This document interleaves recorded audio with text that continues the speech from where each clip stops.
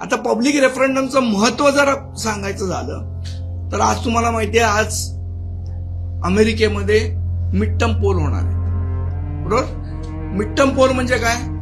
4 वर्षाची कारकीर्द आहे त्या प्रेसिडेंटची, त्याला 2 वर्षांनी पुन्हा एकदा जनतेच्या समोर जावं लागतं आणि जनता सांगते की आमचा तुमच्यावर विश्वास आहे की नाही.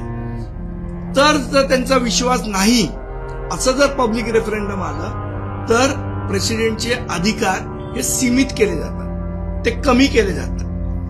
म्हणजे पूर्ण 4 वर्ष तुम्हाला वाटेल तशी वागायची मुभा त्यांच्या लोकशाहीत मिळत नाही आणि हे जगभरात सगळ्यात होतंय. मग जगभरातली सर्वात मोठी लोकशाही कुठे आहे तर ती भारतात आहे. मग जर छोट्या छोट्या लोकशाहीमध्ये या पब्लिक रेफरंडमची तरतूद आहे, सार्वमत जनचाचणीची तरतूद आहे, तर ती भारतात का नाही? माझं तर अजून याच्या पुढे जाऊन म्हणणं आहे की शेड्यूल 10 मध्ये जे काय बदल आहेत त्याच्यामध्ये एक पब्लिक रेफरंडमचा पण क्लॉज ऍड करावा.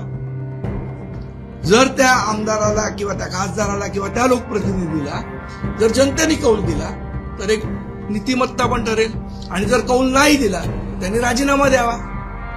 शेवट लोकांनीच ठरवलं पाहिजे ना लोकशाहीमध्ये. निवडून गेलेल्या 9 लोकांपैकी 6 लोक नाही ठरवू शकत लोकशाहीमध्ये काय पाहिजे. त्यामुळे या पब्लिक रेफरंडमची तरतूद ही करावी.